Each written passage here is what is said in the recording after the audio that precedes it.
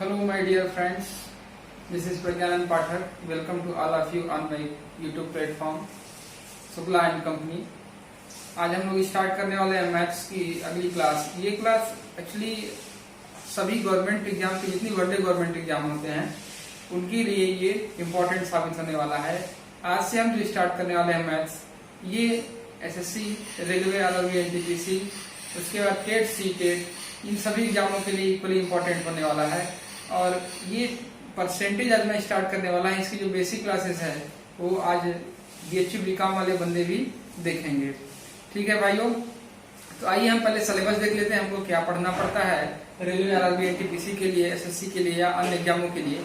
तो उसको पहले एक बार हम सिलेबस देख लेते हैं।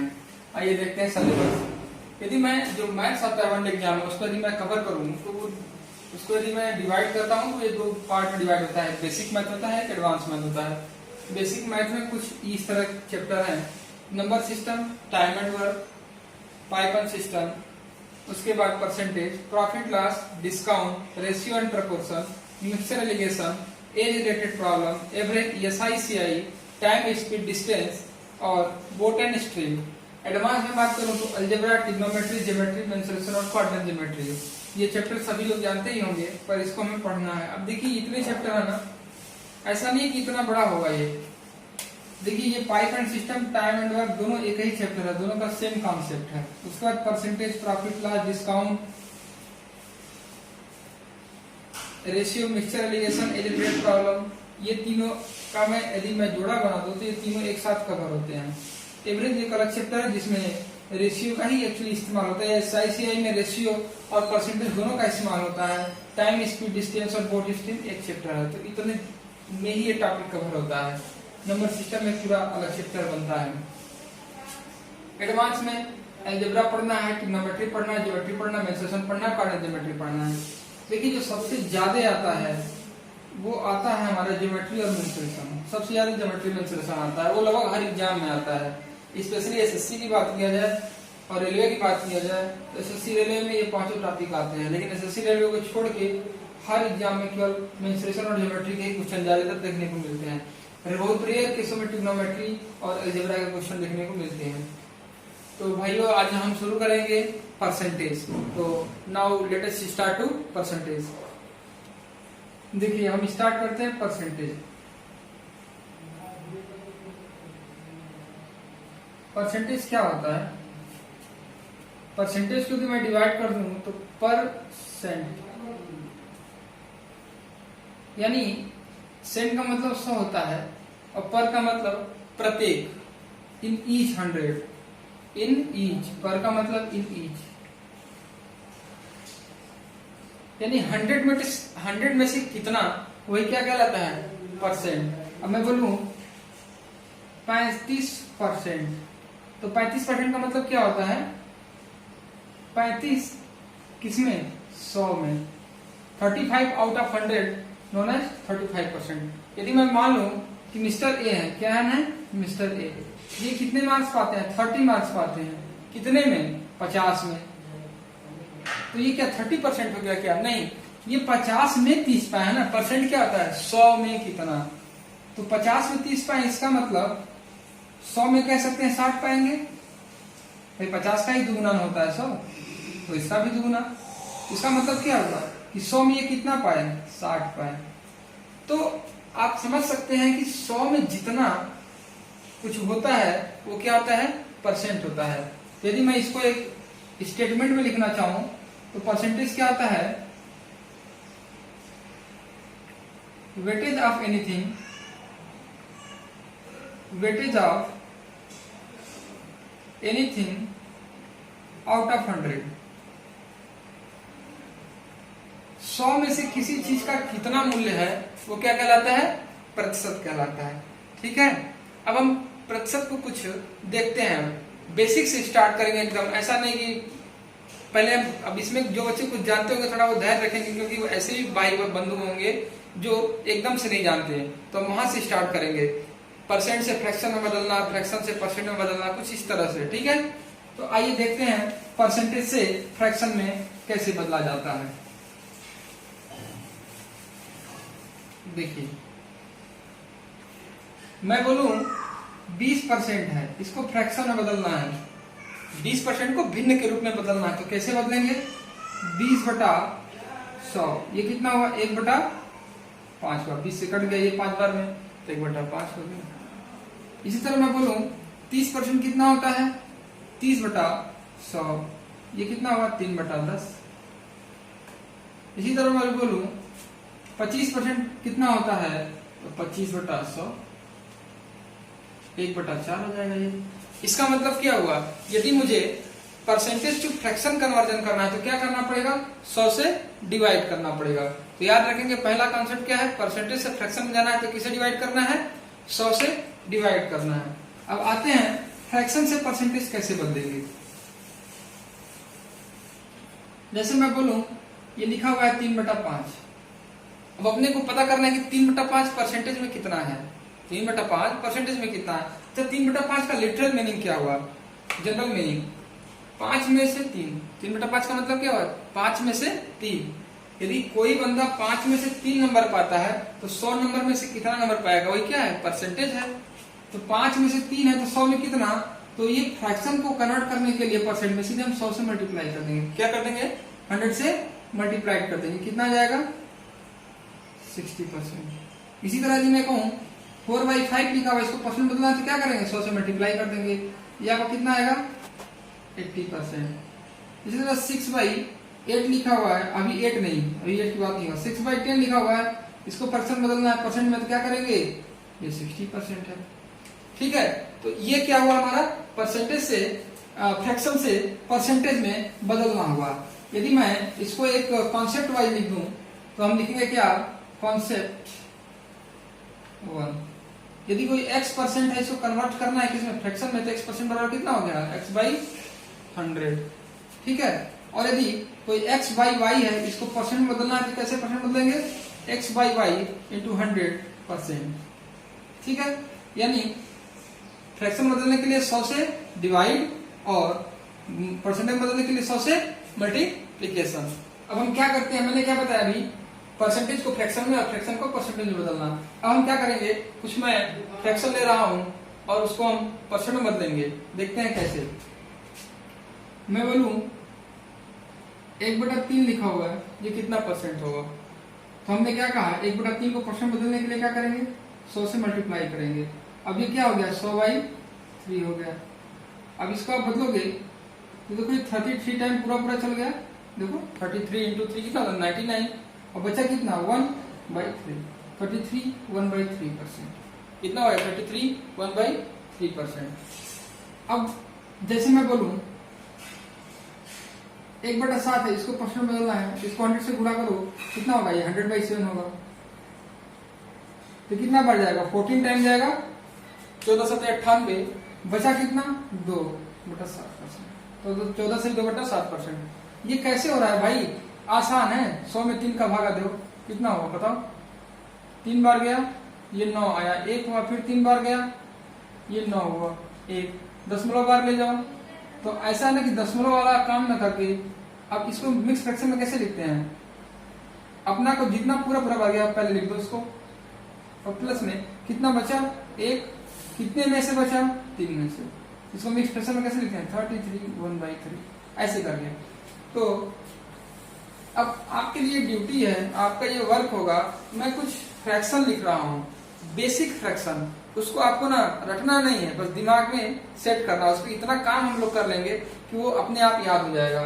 तो मैं कुछ मिक्स फ्रैक्शन आपको फ्रैक्शन लिख रहा हूँ, उसको याद रखना है कि इसको कितना परसेंट बोलते हैं। जैसे 1/3 को 33 से 1/3% बोलते हैं। क्या बोलते हैं? 33 से 1/3% बोलते हैं। 1/7 को 14 से 2/7% बोलते हैं।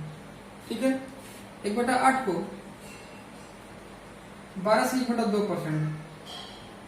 ठीक है, 1/9 को 11 से 1/9% बोलते हैं।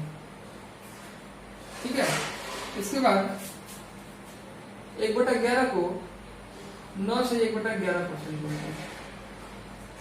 ठीक है, समझे ये बात? ये हमारे बेसिक फ्रैक्शन है। अब इसमें मैं देखिए कुछ काम करवाता हूं आपको। ठीक है, अब आप इसको क्या करें, एक बार नोट डाउन कर लें इसको अच्छे से, ठीक है, इसको नोट डाउन कर लें। अब मैं इस पर कुछ काम करवाता हूं, देखिए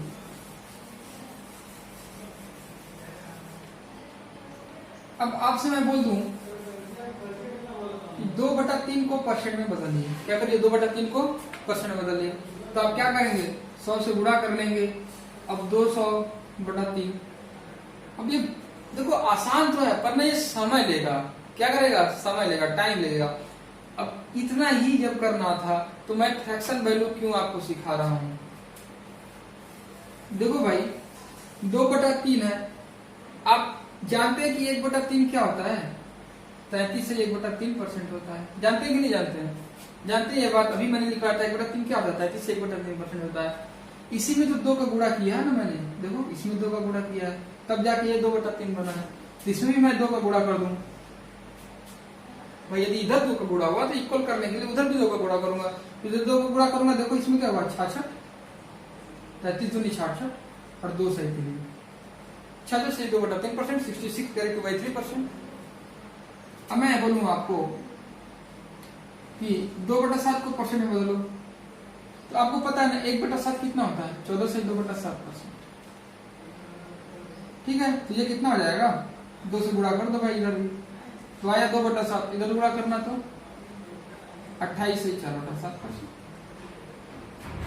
तो अब आप कन्वर्ट कर लेंगे कैसे, अब मैं बोलूं 3/8 को बताना कितना परसेंट होगा, तो आपको पता है बेसिक फ्रैक्शन 1/8 कितना होता है, 12.5%, कितना होता है 12.5%। 3/8 का मतलब क्या है, 3 से गुणा ही हो तो इधर भी 3 का गुणा कर दो भाई, कितना हो गया ये 3/8 हो गया। अब 3 से गुणा करना तो 12×3 = 36, 3/2%। अब आप बताना, थोड़ा सा यहाँ ध्यान रखना क्या है, ये क्या हुआ 36 से ही 3/2% है ना, इसको क्या है ये 36% प्लस 3/2%, यही तो लिखा हुआ है। अब आप बताना ऊपर वाला, अब ये क्या प्रॉपर फॉर्म में है, नहीं आप लोग पढ़े होंगे ना, ऊपर वाला जो अंश होता है न्यूमरेटर होता है वो डिनोमिनेटर से छोटा होता है हमेशा, इसको छोटा करना है अपने को, तो क्या होगा ये 36%। अब एक बार ये चला जाएगा पूरा पूरा प्लस 1%, यहाँ कितना बचेगा 2 एकम 2 बचा कितना 1/2%। अरे भाई ये कितना है 3/2, 1.5 ही तो है, तो 36 एक कितना हो गया ये 37% प्लस 1/2, तो टोटल हो गया ये 37.5%, कितना हुआ ये भाई, तो ये कितना हो गया ये 37.5%। तो इस तरह से हम क्या करेंगे, फ्रैक्शन को परसेंट में और परसेंट को फ्रैक्शन में कन्वर्ट करेंगे, ठीक है फ्रेंड्स। अब आप लोग थोड़ा इस चार्ट को देखिए, ये चार्ट आप लोगों के लिए ही बनाया गया है, इसमें बहुत सारी फ्रैक्शन वैल्यू लिखी हुई हैं, और जो मैंने बेसिक फ्रैक्शन लिखा हुआ था उसी बेसिक फ्रैक्शन को ही कवर करते हुए ये सारे मल्टीपल किए हुए, जैसे 1/8 12.5 मैंने बताया ना, 3/8 37.5 हुआ, क्यों 3 का गुणा किया, 5 का गुणा किया कैसे हुआ उसको देखो आप 12.5%, 7 का गुणा करने पे 7/8 हुआ, इसका आधा मैंने कर दिया, आधा करने का मतलब क्या 1/16 हो गया, तो कितना हो गया 6 से 1/4%। तो आप इस तरह से इस चार्ट को पूरा याद नहीं करना, ये काम करेंगे इसलिए हम जैसे जैसे मैं कन्वर्ट करने को बता रहा ना, आप क्या करना कि अगर परसेंट लिख लेना, इसको फ्रैक्शन में कैसे कन्वर्ट करते हैं आप पूरा अपने से एक पेज में करना, इसको पहले आप स्क्रीनशॉट ले लेना, उसके बाद इसको कन्वर्ट कर लेना, ठीक है। तो यहाँ हमने क्या किया, फ्रैक्शन टू परसेंटेज और परसेंटेज टू फ्रैक्शन हमने काम किया है। अब हम क्या है न्यूमेरिकल क्वेश्चन पे आएंगे, जो लैंग्वेज वाले क्वेश्चन होते हैं उसको हम धीरे धीरे करते हैं अपन, लेकिन मैं फ्रैक्शन वैल्यू सिखा क्यों रहा हूँ, इसका इंपोर्टेंस आपको तभी पता चलेगा जब हम लैंग्वेज वाले क्वेश्चन करेंगे, ठीक है। तो हम लोग स्टार्ट करते हैं। पहला क्वेश्चन लिखा हुआ ये, a number is added 14 carried 2/7% to itself and become 1880, find the original number. Question क्या कह रहा है कि एक संख्या है जिसमें खुद का 14 से 2/7% जोड़ दिया जाता है तो वह संख्या 880 हो जाती है, संख्या ज्ञात कीजिए। सवाल बहुत आसान है, इसका सलूशन हम कैसे करते हैं भाई देख लो आप, अभी तक जो हम करते हैं वो देखते हैं पहले। लेट्स नंबर कितना है x, सवाल क्या कह रहा है x में x का 14 से 2/7% जोड़ दो आप, ठीक है। x में x का 14 से 2/7% जोड़ दो तो ये संख्या कितनी बन जाती है? 880 बन जाती है। तो संख्या कितनी है? तो यहां से x की वैल्यू निकालनी है आपको। अब आप तो बेसिक कर रही हो, x निकाल लो। पर पता है समय लगेगा कि नहीं लगेगा? बताना थोड़ा। बहुत समय लग जाएगा आपको, आसान नहीं होगा ये हल करना। कम से कम 3-4 मिनट, 2 मिनट तो खा ही जाएगा। हम 2 मिनट भी क्यों गवाएं? सवाल का एक एक मिनट हमारे लिए महत्वपूर्ण होता है एग्जाम में। तो हम क्या करने हैं, इस तरह से सवाल नहीं करेंगे। हम इस तरह से सवाल नहीं करेंगे। आप जिनको लिखना है बेसिक से ना समझ लें। मैंने क्या माना, संख्या x है, x में उसका 14 से 2/7% जोड़ने पर वो 880 बन जाता है। तो वह संख्या मतलब x कितनी है, बस यहाँ से निकाल लो आप, वो संख्या कितनी है पता चल जाएगा। पर अपने को इस तरह से नहीं करना है। ये गलत मेथड नहीं है, पर हाँ कॉम्पिटिटिव एग्जाम के लिए मैं कहूंगा ये गलत मेथड है, इसमें समय ज्यादा लगेगा। अब हम क्या करते हैं, फ्रैक्शन क्यों सीखा है भाई? 14 से 2/7% क्या होता है? 1/7। अब ये जो नीचे वाला होता है ना, ये ओरिजिनल नंबर होता है। ये क्या होता है? ये ओरिजिनल नंबर होता है। कितना होता है ये? नीचे वाला जो होता है ये ओरिजिनल नंबर होता है, और जो ऊपर वाला नंबर होता है ना, ये घटा या बढ़ा, जो भी आप लिख लो, घटा या बढ़ा जो भी होगा, जितना रिड्यूस हुआ या जितना ऐड हुआ वो वाला नंबर होता है। तो नीचे पहले सीख लो, देखो कितना आसान होता है। मुझबानी सवाल लगेंगे विदाउट पेन एंड पेपर। 1/7, 7 क्या है? ओरिजिनल नंबर है। और 1 क्या है? जो घट या बढ़ रहा है वो वाला नंबर है। अब आप अपने अब तना दो, ओरिजिनल 7 नंबर है, 1 बढ़ गया तो कितना हुआ? 1 बढ़ के 8 हुआ कि नहीं हुआ भाई? पहले 7 था, बढ़ा कितना? 1, वही तो कर रहा है। एडेड इतना परसेंट कितना? 1/7 होता है। मान लेते हैं ये नीचे वाला जो संख्या था ओरिजिनल नंबर था। हमेशा ये गलत नहीं होगा, जिसको बेसिक से करना करके देख लो। 7 ये ओरिजिनल नंबर है, 1 क्या हुआ? बढ़ाया घटा। तो बताना ओरिजिनल नंबर कितना हो गया? 7, और बढ़ के कितना हो गया? 8। यही बढ़ के 8 नहीं हुआ सवाल में बढ़ के 880 हो रखे हैं। कितने हो रखे हैं? 880। तो 8 का वैल्यू 880 है, तो 1 का वैल्यू कितना होगा बताना तो? 880/8 बराबर 110। भाई 8 की वैल्यू 880 हो रखी है, तो 1 की वैल्यू कितनी हो जाएगी? 880/8 बराबर 110। अब क्या पूछा आपसे? ओरिजिनल नंबर पूछा है। यदि आपसे पूछता है कि संख्या कितनी बढ़ गई, तो 110 बढ़ गई। आपको इतना पता होना चाहिए। ओरिजिनल नंबर क्या पूछा है? तो ओरिजिनल नंबर कितना है हमारा? 7। तो 1 का मान 110 है, तो 7 का मान कितना होगा बेटा जी? तो सबको पता है। 1 रुपए की टाफी 110 रुपए में एक टाफी मिल रही है, तो 7 टाफी 110 × 7 बराबर 770 रुपए में मिलेगी। भाई एक बुक का वैल्यू 110 रुपए है, तो 7 बुक की वैल्यू कितनी होगी? 770। सिंपल सा। फिर से एक बार देखते हैं। मैंने क्या कहा, इस फ्रैक्शन वैल्यू को, इस परसेंटेज वैल्यू को फ्रैक्शन में कन्वर्ट करते हैं। तो 14 से 2/7 को हम क्या लिखते हैं? 1/7। अच्छा, अब ये 7 जो नीचे वाली वैल्यू होती है ना, वो ओरिजिनल वैल्यू होती है, ओरिजिनल नंबर। और ऊपर वाला क्या होता है? घटा या बढ़ा वाला वैल्यू होता है। अब पहले यदि 7 संख्या थी तो 1 बढ़ गई, तो बढ़ के कितनी हो जाएगी? 8। और ये 8 सवाल में कितना बढ़ के हुआ है? 880, यानी 8 बराबर 880। तो 1 बराबर 880/8 यानी 110। तो ओरिजिनल संख्या कितनी है? 7। तो 7 बराबर क्या आ जाएगा? 7 × 110 बराबर 770। अब ये आप समझे कि नहीं समझे? हमें लगता है कि ये अच्छे समझ गए होंगे, और ये बहुत ही आसान तरीका है। इसी तरह अपन एक और सवाल देखते हैं। देखिए सवाल क्या लिखा हुआ है, a number reduced by 60^2/3% from itself and become 75. Find the original number. कह रहा सवाल कि एक संख्या है ना, वो खुद की 16 से 2/3% घट गई, और कह रहा है कि वो घटने के बाद कितनी बन जाती है? 75। तो पूछ रहा है कि वो ओरिजिनल नंबर क्या है। देखते हैं, बहुत आसान सा है सॉल्व। जिनको बेसिक से करना है वो क्या करें, let number is x minus x का 16/2% बराबर 75। वहां से x का वैल्यू निकालें। पर अपन को इस तरह से नहीं करना है। क्या करना है अपने को? परसेंट का सीधे फ्रैक्शन लिखना है। 16 से 2/3%। अब आप जानेंगे कि 16 से 2/3% कितना होता है, 1/6 होता है। 16 से 2/3% कितना होता है, 1/6 होता है। कैसे भाई, 1/3 कितना होता है बताना, 33 से 1/3%। उसका आधा कर दो, उसका आधा कर दो, उसका आधा करोगे तो कितना होगा, 1/6, और ये 16 से 2/3% हो जाएगा।